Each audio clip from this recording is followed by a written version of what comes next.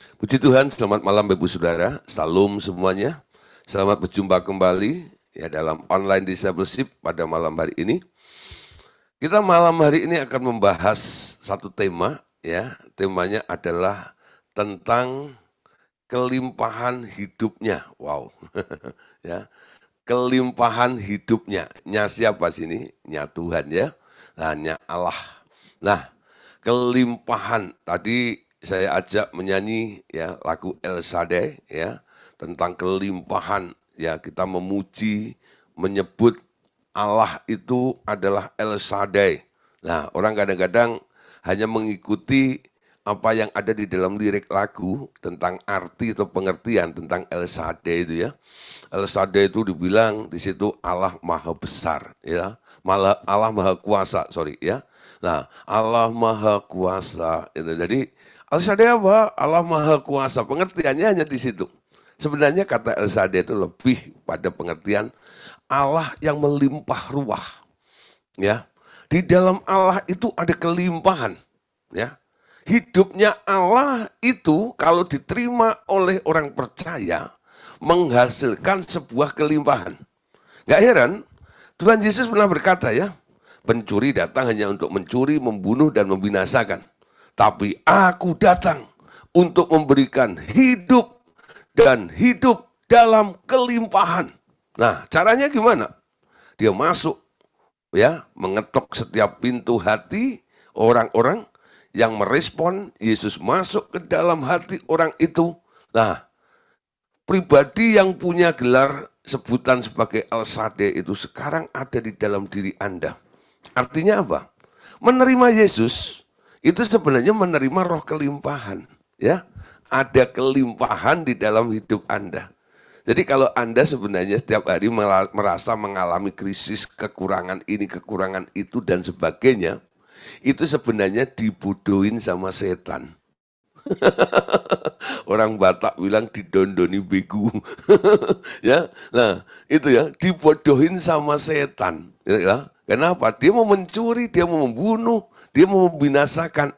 Sehingga kebenaran tentang Allah El Shaddai yang masuk dalam hidup Anda ini tak pernah Anda pahami, sehingga Anda tidak hidup di dalam segala kelimpahan itu. Amin. Nah, saudara, di dalam Yesus, kenapa Yesus itu punya satu potensi yang disebut kelimpahan itu? Karena Yesus itu adalah satu-satunya daripada yang keluar daripada Allah yang disebut anak Allah, anak tunggal Allah, penuh dengan kasih karunia.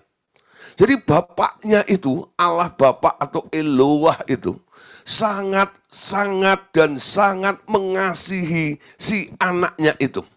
Sehingga si anak ini karena dialirkan kasih Bapak yang begitu melimpah, si anak ini sekarang punya kelimpahan di dalam dirinya.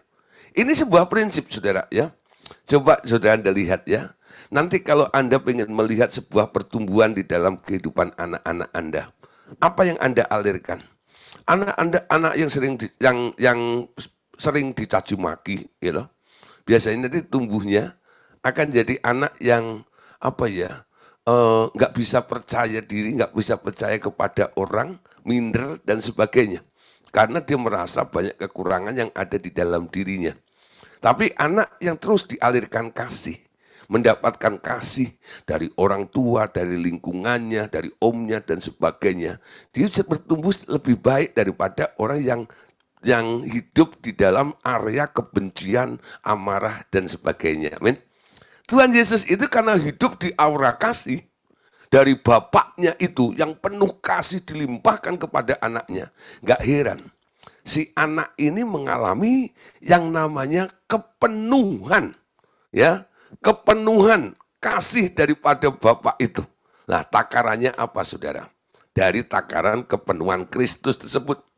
Perhatikan Bapak Ibu Saudara, apa yang diuraikan di dalam materi pelajaran kita ini.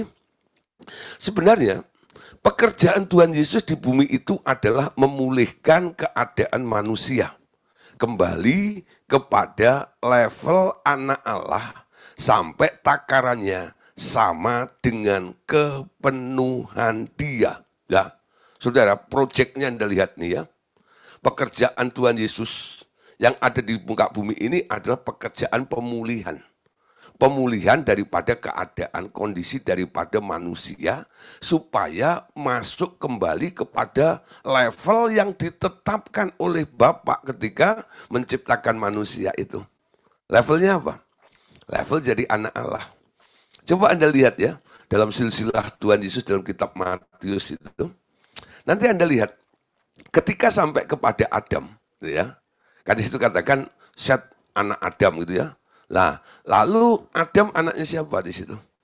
Adam itu anaknya Allah. Ngerti nggak sih ya? Adam itu silsilahnya anaknya Allah.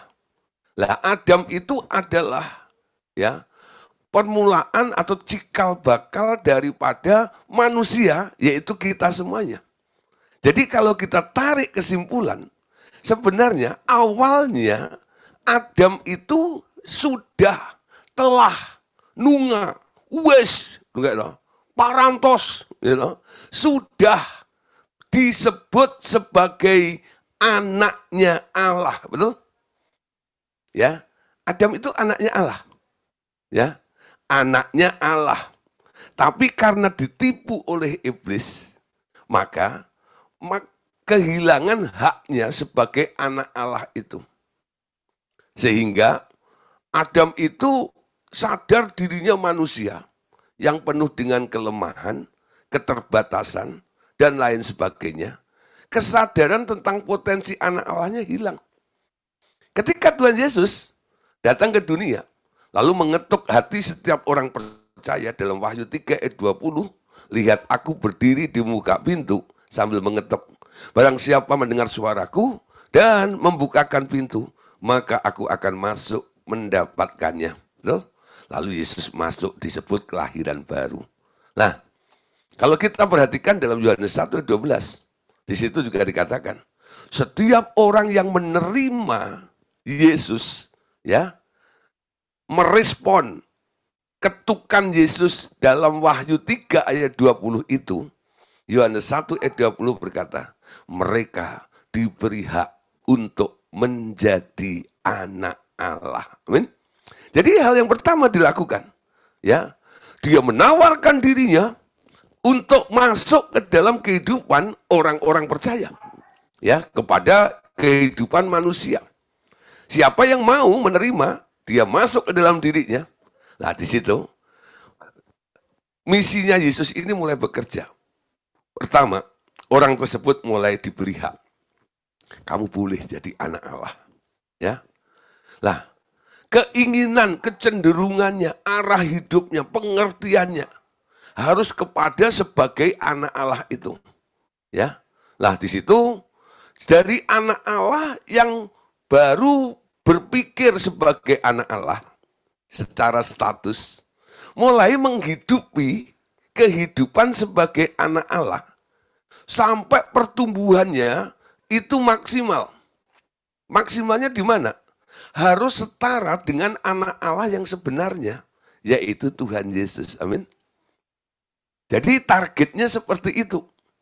Ya, diangkat menjadi anak Allah, manusia itu harus mengalami pertumbuhan sebagai anak Allah, menjadi sama seperti anak Allah, yaitu Yesus dalam segala aspek, dalam segala hal, baik hak dan kewajibannya. Betul?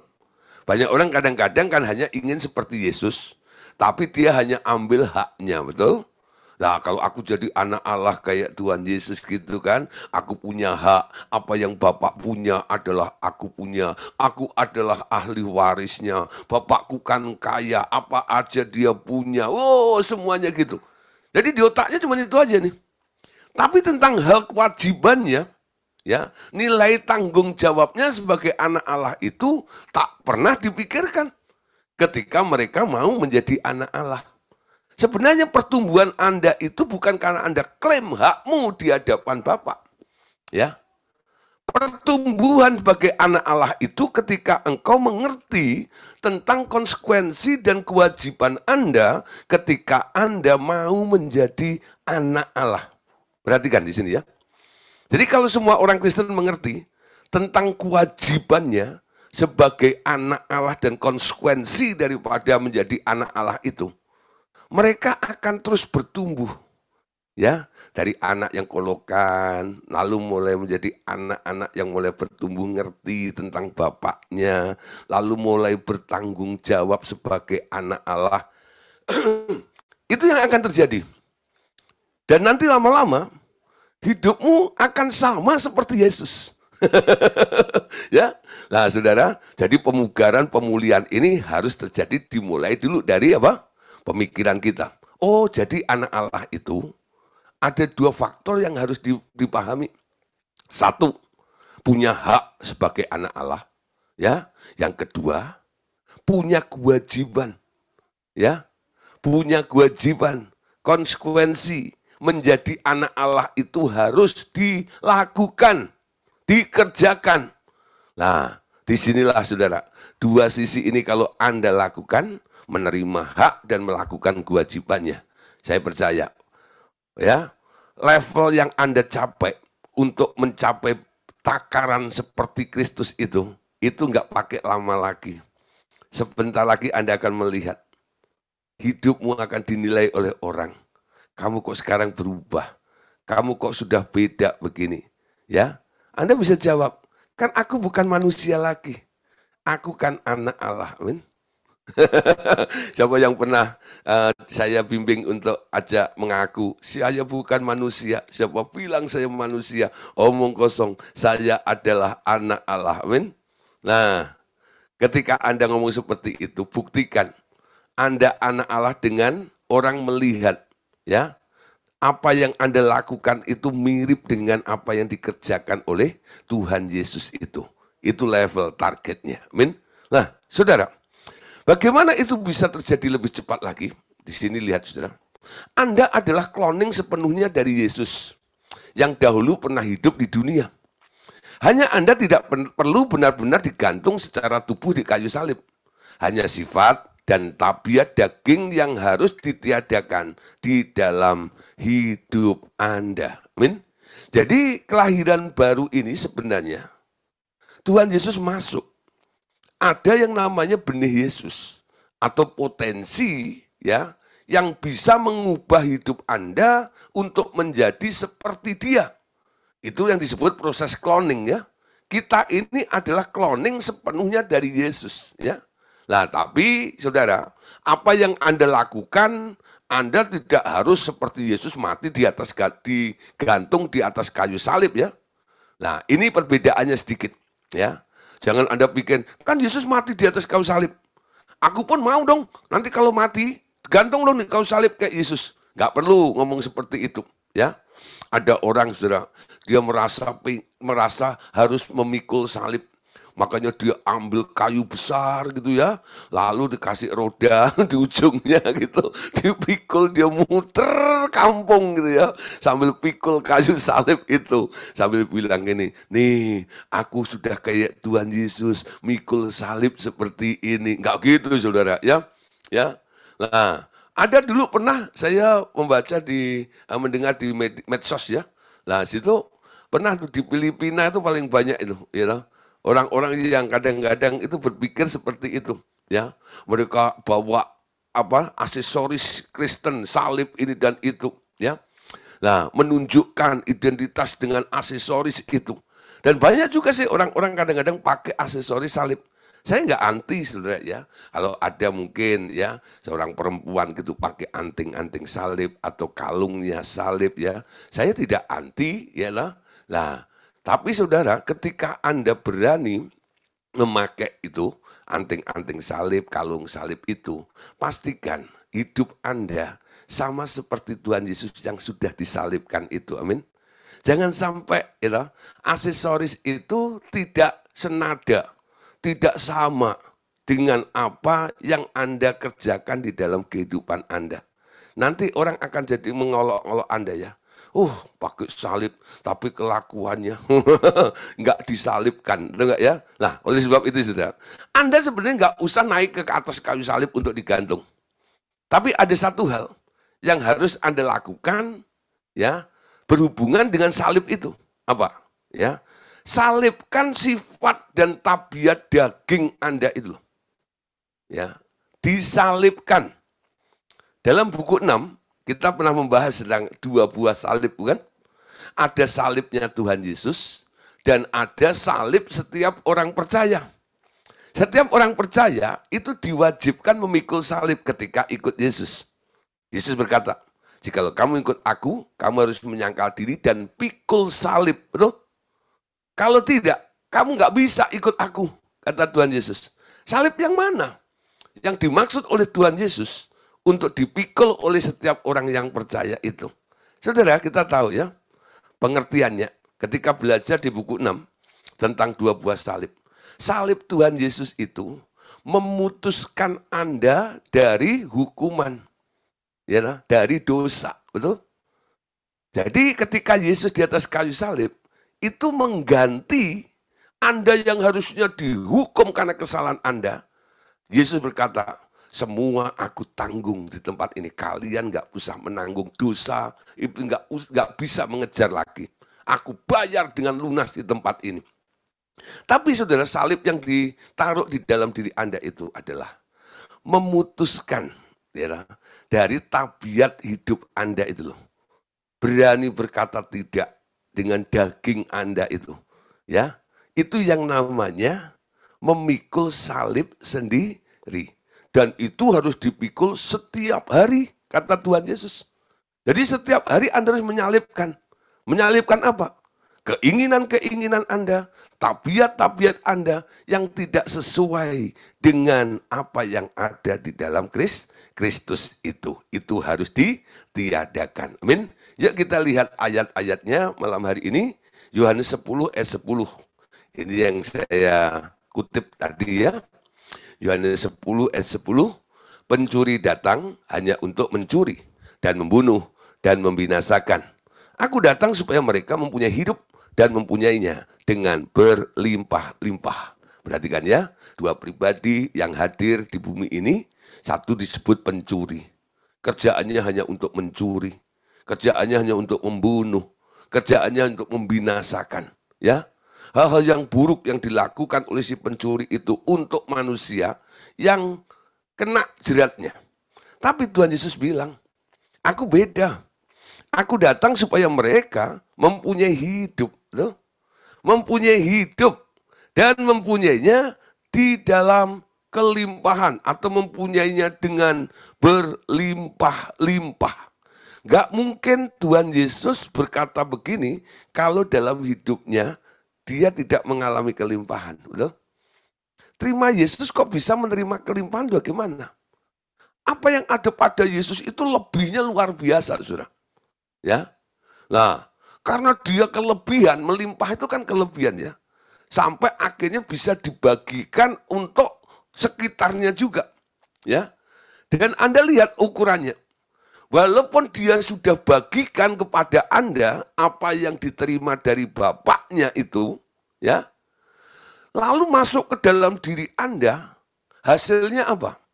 Kalau Anda mampu untuk membuka semaksimal mungkin apa yang akan ditransfer Yesus dalam hidup Anda, hasilnya akan sama. Anda juga akan mengalami hidup dalam kelimpahan. Amin. Sehingga hidupmu juga akan menjadi berkat bagi orang di sekitar Anda. Ya, itu yang membuat saya geleng-geleng ya. Itu sumbernya dulu.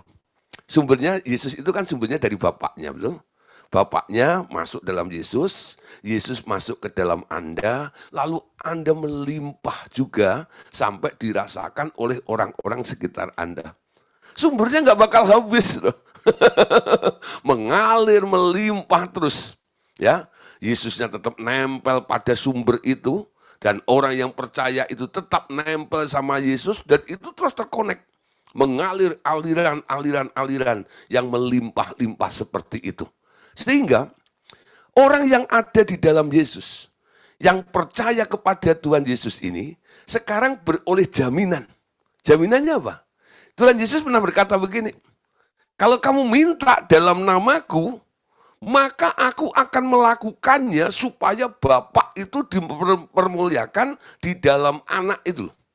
Ya, Itu ada di dalam Yohanes 14 ayat 12 sampai 14. Yuk baca sama-sama ya.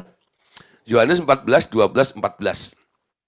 Sesungguhnya aku berkata kepadamu, siapa saja yang percaya kepadaku, ia akan melakukan juga pekerjaan-pekerjaan yang aku lakukan. Bahkan pekerjaan-pekerjaan yang lebih besar daripada itu. Sebab aku pergi kepada Bapa. Ya, aku pergi kepada Bapa. Dan apapun yang kamu minta dalam namaku, aku akan melakukannya. Ya, aku akan melakukannya supaya Bapa dimuliakan di dalam Anak. Jika kamu meminta sesuatu kepadaku di dalam namaku, maka aku akan melakukannya. Ya, saudara, konteks daripada ayat ini ayat sering dipakai, diklaim oleh beberapa orang ya. Karena ayat ini sangat-sangat menarik dan merangsang. Ya, katakan di sini, siapa saja yang percaya kepada Tuhan Yesus katanya ya, ia akan melakukan juga pekerjaan-pekerjaan yang aku lakukan. Bahkan pekerjaan-pekerjaan yang lebih besar daripada itu, sebab aku pergi kepada Bapa. Ya, nah saudara, dulu saya pikir gini loh, ya. Jadi orang-orang yang percaya kepada Tuhan Yesus itu akan melakukan pekerjaan yang jumlahnya, kapasitasnya lebih besar daripada apa yang pernah Yesus lakukan dahulu. Sehingga Pak, ya, pengertian saya dulu, saya kadang-kadang berkata begini, tuh, Billy Graham tuh lebih dahsyat ya daripada Tuhan Yesus loh. Sampai pernah punya berpikiran seperti itu nih, ya, tanpa sengaja ngomongnya begitu, saudara. Ya, kenapa? Tuhan Yesus khotbah paling banyak berapa orang, saudara? Ya, 5.000 orang ya, itu laki-lakinya. Tambah perempuan sama anak-anak, ya sekitar 10.000 lah gitu ya. Nah, saudara, Billy Graham, Benny Hinn, khotbah gitu. Itu bisa ratusan ribu, jutaan tuh gitu. Berapa stadion nggak muat dan sebagainya gitu ya. Lah, saudara, dulu pikiran saya tuh begitu ya. Wah, luar biasa nih ya. Gitu ya. Nah, saudara, ternyata pengertiannya bukan seperti itu. Ya, pengertiannya bukan seperti itu. Bukan kita yang mengerjakannya. Ya. Tapi yang mengerjakan siapa di sini, ya? Sebenarnya mengerjakan adalah Tuhan Yesus sendiri. Tuhan Yesus yang masuk ke dalam diri Anda, sekarang dia menjadi raja, ya, menjadi tuan, ya. Hidupmu sekarang dipakai oleh Tuhan Yesus untuk menjadi office-nya, menjadi kantornya. Dia pinjam tanganmu, dia pinjam mulutmu, dia pinjam matamu, dia pinjam telingamu, dia pinjam kakimu, dia pinjam ya, pikiranmu, apa saja, seluruh organ anggota tubuh Anda ini, ketika Anda persembahkan kepada Tuhan, dipakai oleh Tuhan. Untuk apa? Untuk sebuah pekerjaan besar. Siapa yang melakukannya? Coba Anda lihat ya, dari ayat tadi itu, siapa yang melakukannya? Anda perhatikan di sini, ya. Aku, ya, lakukan.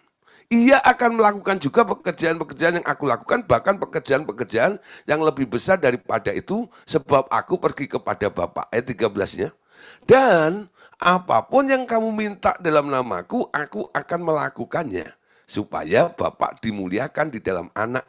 Jika kamu meminta sesuatu kepadaku dalam namaku, aku akan melakukannya. Siapa yang melakukan? Yang melakukan tetap Bapa, tetap Tuhan Yesus, saudara. Ya, yang ada di dalam hidup Anda itu.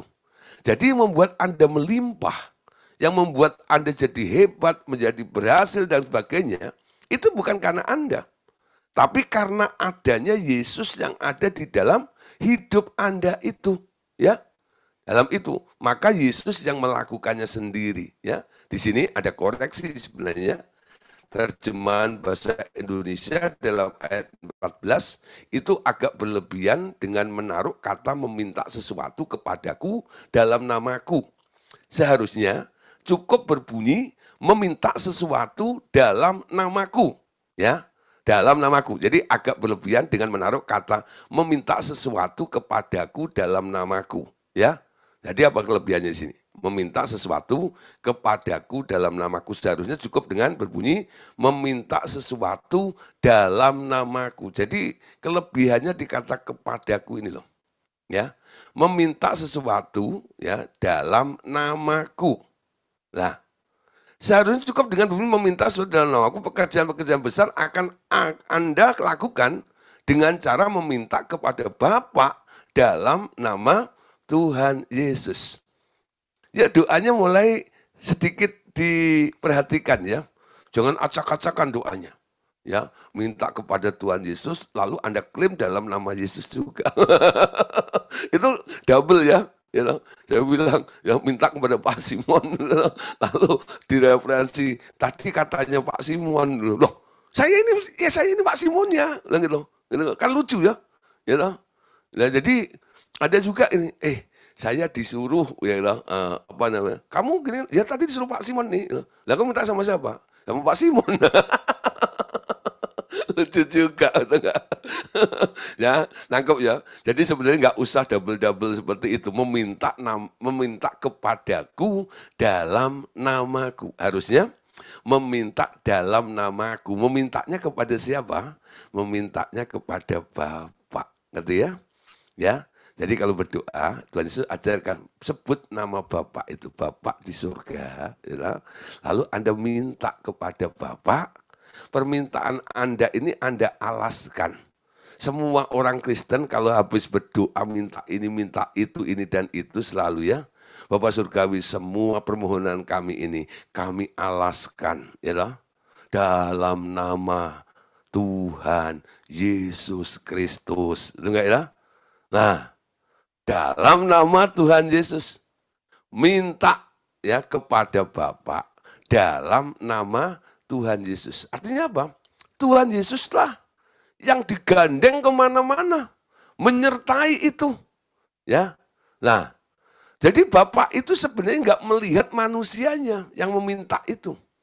Tapi yang dilihat oleh Bapak itu, ada nggak Yesus, si anaknya itu di dalam diri orang itu? Ngerti nggak, saudara? Ya, Anda tahu ya, ada beberapa orang mungkin minta sesuatu ya kepada permohonan atau apa gitu. Lalu orang itu tanya, kok kamu minta begini dasarnya apa? Oh iya Pak, ya. Saya ini dianjurkan oleh teman saya. Temanmu itu siapa? Gitu. Lah gini. Akhirnya bos ini kasih nih kepada Anda. Kenapa? Karena Anda sebut teman Anda gitu lah. Ngerti nggak ya? Anda dapat sesuatu karena apa? Bos itu melihat referensi yang Anda sebutkan itu. Ya. Kenapa setiap doa Anda harus dialaskan dalam nama Tuhan Yesus? Nah, di sini nih.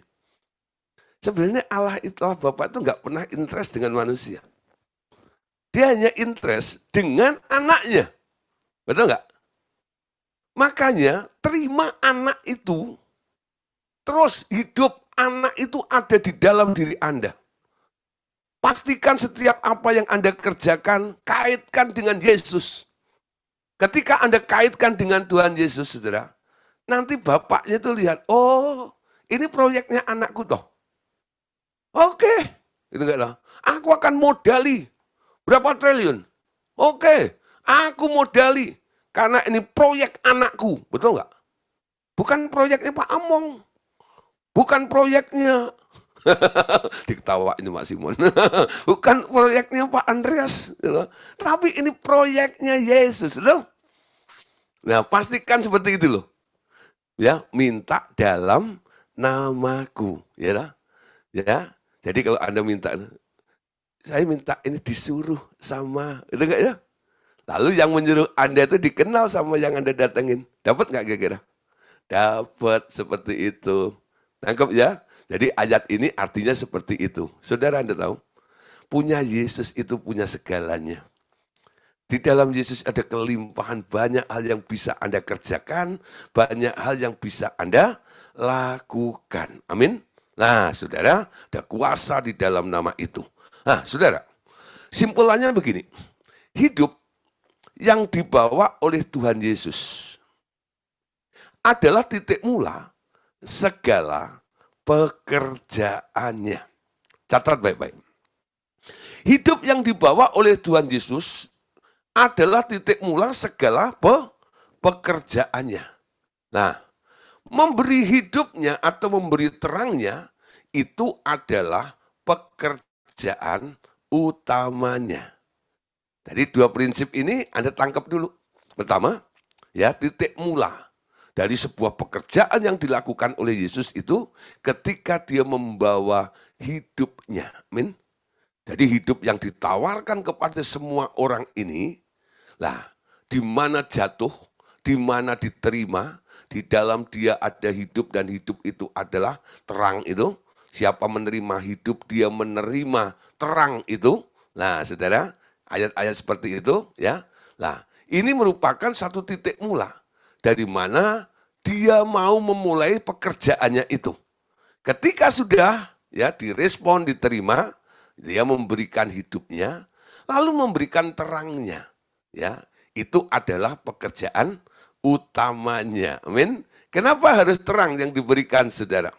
Nah, saudara, orang kalau di dalam kegelapan, dia nggak ngerti apa yang harus dilakukan. Ya, tapi ketika terang itu menyingkapkan segala sesuatu. Sehingga Anda akan tahu apa yang harus Anda lakukan. Karena Anda hidup di dalam terang. Nah, jadi kalau orang hidup di dalam kegelapan, makanya banyak salah arah, ya, salah mengambil keputusan. Kenapa? Karena mereka dinaungi kegelapan. Tapi Yesus datang menerangi semuanya, sehingga tidak ada yang tersembunyi, tidak ada rahasia, tidak ada yang tidak disingkapkan. Semuanya dinyatakan oleh terang itu, sehingga kita bisa mengerti apa saja yang harus Anda lakukan sesuai dengan apa yang diinginkan oleh Bapak itu. Nah, saudara, Anda perhatikan ketika Rasul Yohanes itu mempersiapkan kehadiran Tuhan Yesus di muka bumi. Yohanes itu tahu diri bahwa dirinya itu, dia itu bukan terang yang sesungguhnya, ya. Sehingga dia berkata begini.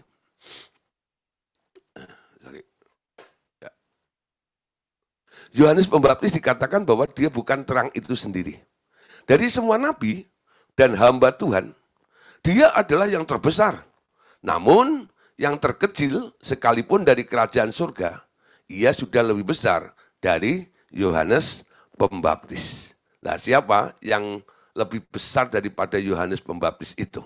Sebenarnya Anda dan saya ini sudah lebih besar dari Yohanes secara kelahiran. Karena Anda telah dilahirkan 2 kali. Dilahirkan baru menjadi anak Allah. Anda adalah terang dunia. Sama seperti Tuhan Yesus. Anda menerima hidup berkelimpahan. Bahwa itu menjadi terang dunia. Terang dunia. Amin. Yohanes gak berani mengaku sebagai terang itu. Ya, aku bukan terang itu. Ya, dia bilang apa? Terang yang sesungguhnya sudah datang, ya. Lalu dia menunjuk kepada Tuhan Yesus. Inilah anak domba Allah, ya, yang menghapus dosa manusia. Ikutlah dia. Lalu banyak orang-orang mulai mencari Yesus, mulai mengikut Yesus itu karena apa? Atas saran daripada Yohanes. Ya, walaupun Yohanes itu pernah menjadi idola saat itu. Di kalangan para nabi, tokoh-tokoh di perjanjian lama, Alkitab bilang, ya, di antara orang perjanjian lama, Yohanes itu paling top. Ya. Tapi saudara, orang yang lahir baru di dalam kerajaan surga, lahir 2 kali, lahir dari manusia dan lahir lagi, ya, secara roh, orang tersebut sekarang posisinya lebih besar daripada Yohanes Pembaptis itu. Nah, saudara, dari sini sekarang kita lihat ya, kita akan bicara tentang konteks terang tadi. Kalau Yohanes nggak berani berkata bahwa akulah terang dunia, aku itu terang, terangnya itu Yesus loh, aku bukan terang itu. Walaupun selama ini aku menasihati kamu berdasarkan Taurat, dan aku baptis kamu baptis pertobatan, ya. Tapi sekarang, dia itu loh terang yang sesungguhnya itu. Yesus ditunjuk sebagai terang. Nah, kita sebagai orang yang lahir 2 kali, lebih tinggi daripada Yohanes. Sekarang kita boleh punya status yang sama seperti Yesus, yang adalah terang. Dan kita boleh mengatakan, aku juga terang. Ya. Dan ini bukan suatu hal yang berlebihan ketika Anda berkata, aku adalah terang. Tuhan Yesus sendiri juga menunjuk, memberikan mandat kepada murid-muridnya. Kamu adalah garam dan terang dunia. Ketika dia mau pergi, ya, dia delegasikan tugas untuk menerangi bumi ini dari semua serangan kegelapan itu. Harus ada anak-anak Allah yang bisa memancarkan terang di dalam kehidupannya. Amin. Nah, terangnya ada di dalam hidupmu. Terang yang mana? Yesus itu semakin bercahaya, semakin besar di dalam hidup Anda, sehingga manifestasi Yesus dalam hidupmu itu memancarkan terang yang sama seperti apa yang Yesus pernah pancarkan di dunia itu. Amin. Menerima Yesus, menerima terang. Amin. Terangmu dari mana? Terangmu dari Yesus. Ketika sudah maksud saya. Terangmu dari Yesus karena Anda menerima Yesus. Kalau Anda menolak Yesus, Anda nggak punya terang lagi. Jadi terangmu itu barang pinjaman. Betul nggak? Terangmu itu sesuatu yang nempel karena Anda mengundang Yesusnya masuk dalam hatimu. Kalau nggak ada Yesus di dalam hatimu, Anda nggak punya terang. Anda nggak bisa menjadi terang. Sehingga Anda akan berkata seperti Yohanes, aku bukan terang, dia terangnya. Betul nggak? Tapi gara-gara hidupmu ada Yesus di dalam dirimu, lalu Yesus pernah berkata, menerima aku mempunyai hidup, dan hidup itu adalah terang manusia. Amin. Terima Yesus, terima terang. Yesusnya semakin besar, bermanifestasi dalam hidup Anda. Terangnya Yesus memancar melalui hidup Anda. Ya, sehingga orang bisa melihat, weh, Anda terang juga ya. Iya. Kenapa Anda jadi terang? Karena ada Yesus di dalam diri saya. Nah, nangkep ya? Karena ada Yesus di dalam diri saya. Yohanes Pembaptis itu nggak pernah lahir baru. Dia lahir sekali. Makanya Alkitab bilang begini, di antara orang yang lahir dari perempuan, ya, Yohanes itu paling besar di antara orang yang lahir dari perempuan. Tapi ada kelahiran yang lain. Nikodemus ya datang pada Tuhan Yesus untuk memperoleh itu bagaimana? Kamu harus dilahirkan kembali dari air dan roh. Makanya kamu akan dapat yang itu. Ya. Nikodemus sudah lahir dari perempuan, tapi dia harus dilahirkan kembali. Yaitu mengundang Yesus sebagai Tuhan dan juru selamat. Amin. Nah, Saudara, jadi di sini bisa kita ambil kesimpulan ya. Yohanes itu walaupun dekat dengan Yesus, tapi Yohanes itu nggak pernah lahir baru, Saudara. Ya, Yohanes itu nggak pernah lahir baru. Ya, kenapa? Masanya beda. Ya, jadi Yohanes itu lahir duluan, walaupun bedanya cuma 6 bulan. Ya, sama Tuhan Yesus. Tapi dia tampil duluan kan. Nah, dia populer duluan. Baru Tuhan Yesus setelah itu ya muncul, diperkenalkan oleh Yohanes yang sudah populer itu. Biar dia semakin bertambah, aku semakin berkurang. Lalu dia mulai nih turun karena Yesusnya harus naik, betul? Nah, disitulah ada peralihan di situ loh. Jadi Yohanes itu ada di satu kondisi posisi yaitu di daerah transisi, ya loh, peralihan dari perjanjian lama dan perjanjian baru. Ya, sayang banget ya. Jadi cuma beda 6 bulan dari kelahiran Yesus sehingga dia nggak pernah mengalami kelahiran baru. Berbahagialah Bapak Saudara yang lahir baru. Pernah menerima Yesus sebagai Tuhan dan Juru Selamat. Di dalam hidupmu ada terang. Dan itulah yang membuat Anda nanti punya potensi untuk boleh menerima hidup yang berlimpah-limpah itu. Yuk baca Yohanes 1 ayat 4 sampai 9. Dalam Yesus ada hidup.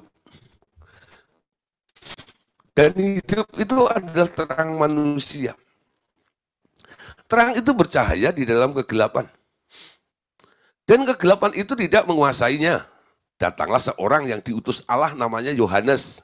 Ia datang sebagai saksi untuk bersaksi tentang terang itu. Supaya melalui dia semua orang menjadi percaya. Ia bukan terang itu. Tetapi ia harus bersaksi tentang terang itu.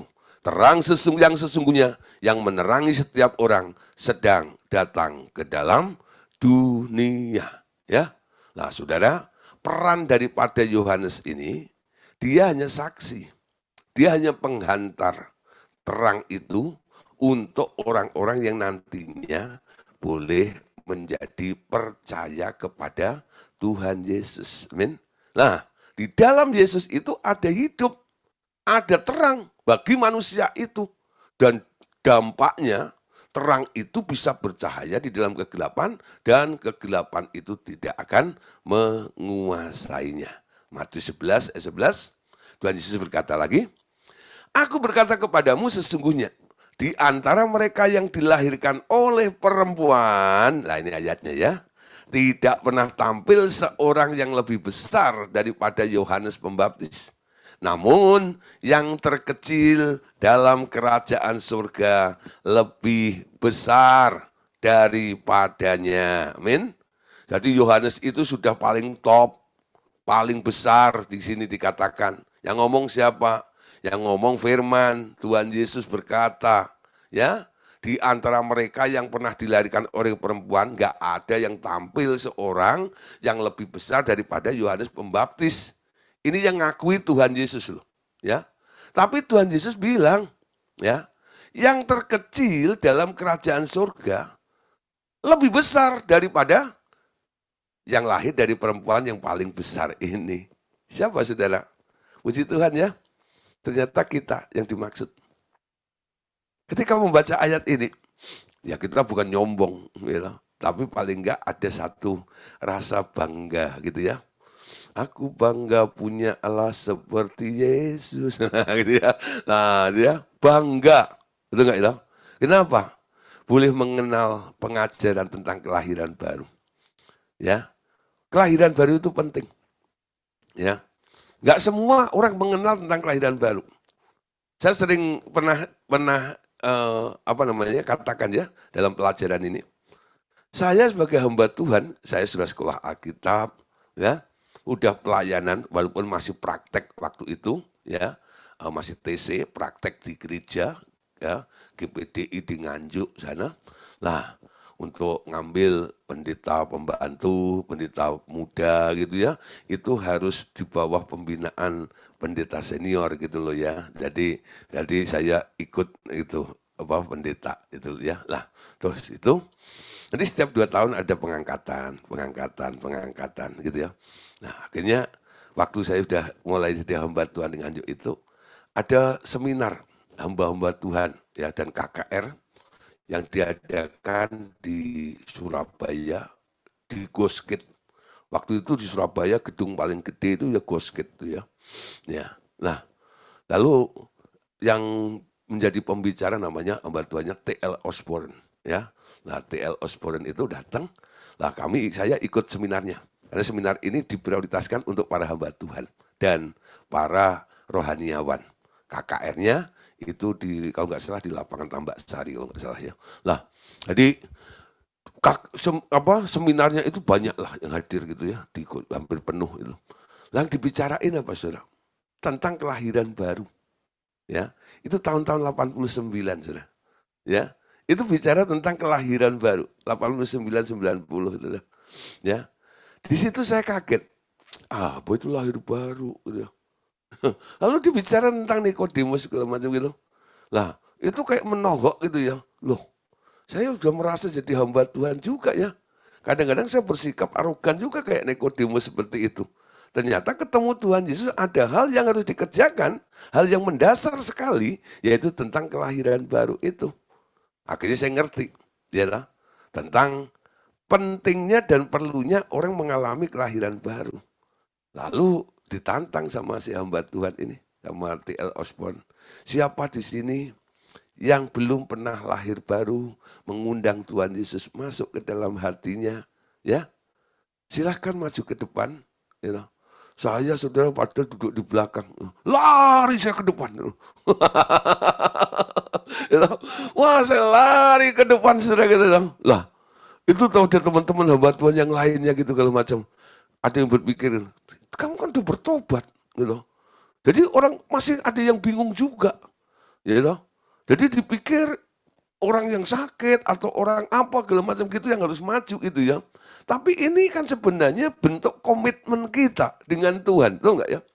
Nah saya nangkepnya seperti itu, karena saya membutuhkan, saya perlu, saya lari dari belakang itu ya. Untung saudara, nyampe sana saya masih dapat barisan depan. Barisan depan saudara ya. Lah enaknya barisan depan itu apa maksud saya gitu ya. Kalau Anda dari barisan 2, 3, dan 4, nanti kalau orang roboh Anda ketimpa. Kalau Anda pada di barisan depan kan enak, aman, gitu loh ya. Saya dapat baris di depan gitu. Nah, lalu Telos badan turun ya, dan itu hamba Tuhan energik banget, ya. Turun bukan naik tangga, saudara. Lompat dari panggung, lompat dari panggung langsung ada di depan kita, seperti gitu ya. Nah, lalu mulai tumpang tangan, melahir baru kan sebelumnya kita dipimpin untuk kelahiran baru seperti itu. Nah, disitulah saudara, saya mengalami namanya lahir baru. Ya, saya dibaptis ya umur 12 tahun, ya, ketika saya SMP, ya. Tapi saya lahir baru setelah saya jadi hamba Tuhan, gitu ya. Dan puji Tuhan, ketika saya masuk dalam pengajaran seperti ini, puji Tuhannya saya sudah pernah lahir baru, betul nggak ya? Nah, modalnya ada. Jadi ketika saya bertemu dengan Pak Andreas, ya di waktu pertama itu ikut KPP ini ya. Lalu ada pelajaran tentang begini. Saya bersyukur ya. Dan mulai ini masuk syarat ini dan itu berkembang. Nah, saudara, ini penting ya. Yuk mulai ya. Cek, cari orang-orang sekitar Anda yang belum menerima lahir baru, belum ada terang di dalam hidupnya. Ya. Kalau mereka itu mengalami banyak hal di dalam hidupnya, seperti orang yang kurang ini, kurang itu, nggak mengalami hidup kelimpahan di dalam hidupnya itu artinya dia nggak punya Yesus di dalam dirinya. Pastikan, punya Yesus, punya terang, punya Yesus ada kelimpahan, amin.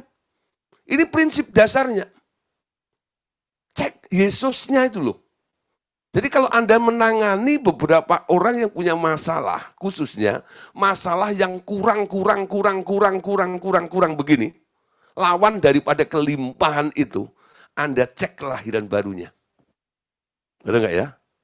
Anda cek Yesusnya, masih ada di dalam dirinya atau tidak? Atau dia sedang kecewa dengan Yesusnya, betul nggak ya? Sehingga Yesusnya ada di dalamnya, tapi nggak bermanifestasi di dalam hidupnya. Sehingga mereka tidak mengalami yang namanya hidup dalam kelimpahan itu. Amin.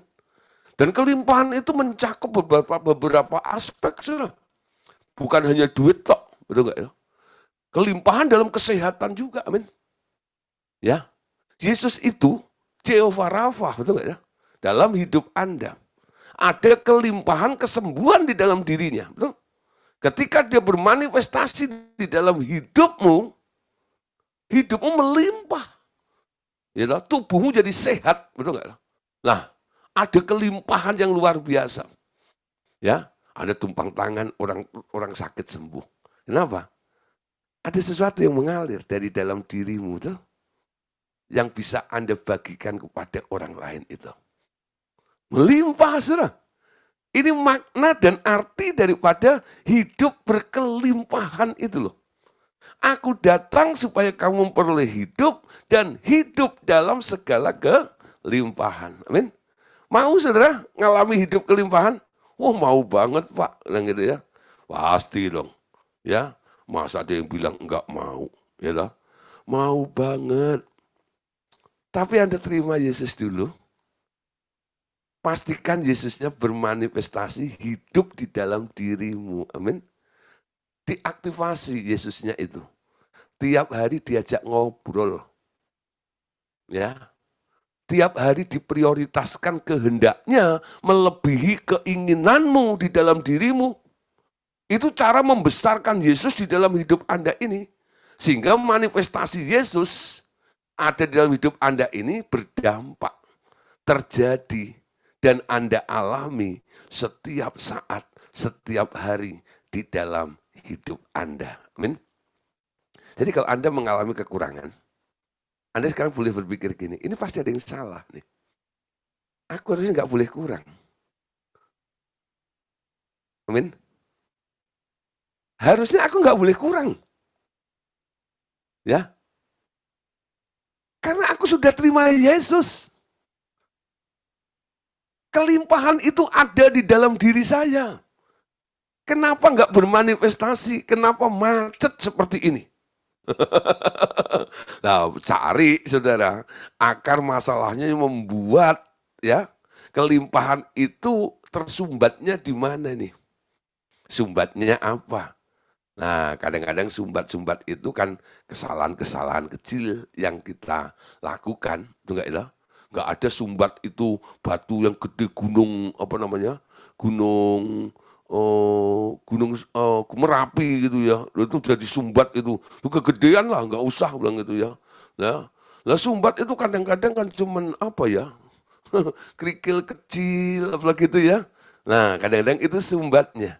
Bukan dosa bunuh, nyolong, apa segala macam itu kadang-kadang. Nah, sumbatnya itu Anda sedang kecewa, Anda sedang marah, ya, Anda sedang pokoknya yang ya Anda anggap ini bukan dosa besar lah, ya, rubah-rubah kecil lah, ya, keinginan-keinginan kecil, ya, tapi itu membawa dampak, menyumbat sehingga manifestasi kelimpahan itu tidak lagi berdampak di dalam kehidupan Anda. Amin.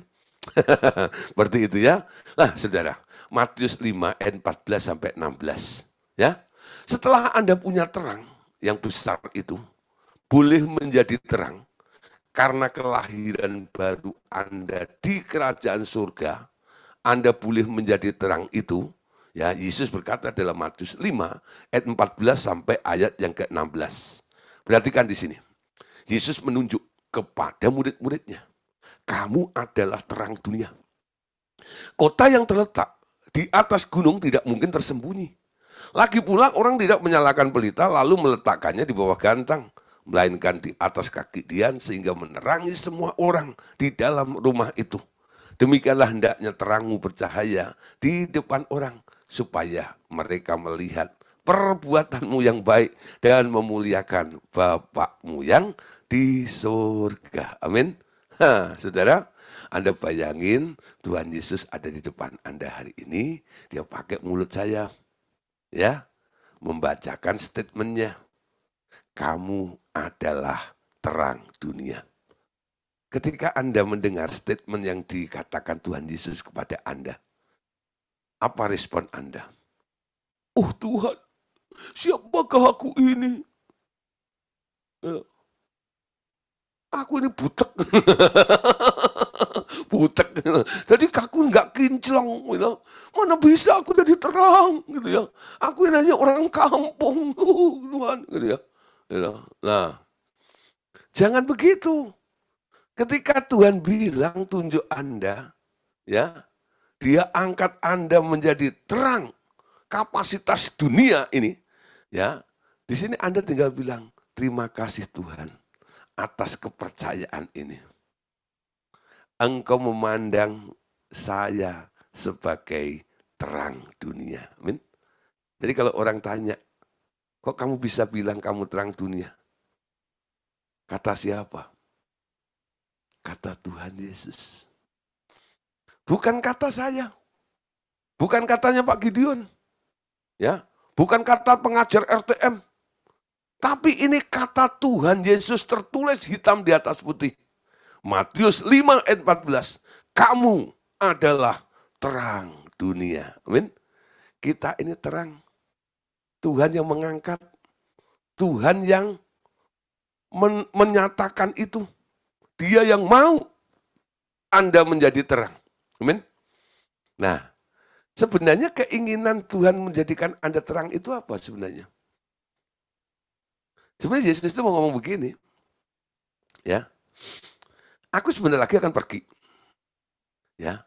Tapi nanti setelah aku pergi, ya, aku akan masuk lagi ke dalam dirimu dengan mengetuk setiap pintu hati. Ya. Wahyu 3:20 terjadi. Yesusnya masuk lagi ke dalam diri Anda. Ya. Nah, aku ini terangnya. Nanti hidupmu akan memanifestasikan aku sehingga terang itu berdampak di dalam dirimu. Kamulah terang dunia nanti. Ya. Ya. Jadi kapasitasnya makanya tetap disamain dengan kapasitasnya Yesus. Terang dunia. Yesus berkata, aku terang dunia, kamu juga terang dunia. Lah kok bisa, saudara, kapasitas Anda sama seperti Yesus? Karena jenisnya, itu terang itu sebenarnya nggak beda. Terang yang ada pada Yesus itu sekarang ada di dalam diri Anda juga, gitu loh. Amin. Terangnya Yesus bukan lebih besar daripada terang Anda. Terangnya Yesus bukan lebih besar daripada terangnya Anda. Amin. Terangmu yang ada di dalam dirimu itu sama seperti terangnya Yesus. Kenapa? Yang ada di dalam dirimu itu terangnya Yesus, betul nggak? Barang yang sama, jenis yang sama, yang pernah ada di dalam Yesus, sekarang ada di dalam dirimu. Dan itu maunya Yesus akan bermanifestasi memancar melalui hidupmu, gitu loh. Nah, kenapa? Kadang-kadang terang yang ada di dalam diri kita kok bentuknya pancarannya lebih kecil. Nah, ini saudara, kadang-kadang masih terhambat, betul nggak ya? Terhambat dengan apa? Manusiawi kita. Nah, kalau manusiamu dikikis, Anda menjadi seperti Allah benar-benar, apa yang terjadi? Itu terang akan seterang-terangnya Yesus pada waktu di muka bumi kemarin itu. Amin. Nah, saudara, lanjut lagi sekarang. Yuk. Nah, Yohanes 5, ayat 24-26. Ya. Sesungguhnya aku berkata kepadamu, siapa saja mendengar perkataanku dan percaya kepada Dia yang mengutus aku, ia mempunyai hidup yang kekal. Dan tidak turut dihukum, sebab ia sudah pindah dari dalam maut ke dalam hidup. Sesungguhnya aku berkata kepadamu, saatnya akan tiba, dan sudah tiba, bahwa orang-orang mati akan mendengar suara Anak Allah, dan mereka yang mendengarnya akan hidup. Sebab sama seperti Bapa mempunyai hidup dalam dirinya sendiri, demikian juga diberikannya anak mempunyai hidup dalam dirinya sendiri. Amin. Nah, saudara, perhatikan ya, ini satu pola yang dibangun oleh Bapak begini. Ya, Bapak itu punya hidup. Ya, anak juga punya hidup. Hidupnya anak dari mana? Hidupnya anaknya dari bapaknya, betul? Nah, sekarang orang terima Tuhan Yesus, terima hidup, punya hidup, betul? Hidupnya siapa? Ya hidup orang itu juga yang datangnya dari Tuhan Yesus yang datangnya dari Allah Bapa. Kalau ditarik seperti itu sih saudara, ya. Nah, sekarang Efesus 4 ayat 11 sampai 14. Nah, Efesus 4, 11, 14. Dialah yang memberikan baik rasul-rasul maupun nabi-nabi, baik pemberita Injil maupun gembala-gembala dan pengajar-pengajar untuk memperlengkapi orang-orang kudus bagi pekerjaan pelayanan bagi pembangunan tubuh Kristus. Sampai kita semua telah mencapai kesatuan iman dan pengetahuan yang benar tentang Anak Allah, kedewasaan penuh dan tingkat pertumbuhan yang sesuai dengan kepenuhan Kristus, ya, kepenuhan Kristus, sehingga kita bukan lagi anak-anak yang diombang-ambingkan, ya, oleh berbagai angin pengajaran, oleh permainan palsu manusia dalam kelicikan mereka yang menyesatkan.